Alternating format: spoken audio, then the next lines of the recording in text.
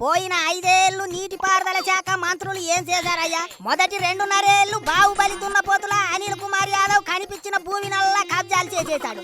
నెల్లూరులో వస్తాదుల రౌడీయిజం చేశాడు. ప్రాజెక్టుల్ని ప్రజల్ని గాలికి వదిలేసి మిగతా లఫంగా పనులన్నీ చేశాడు.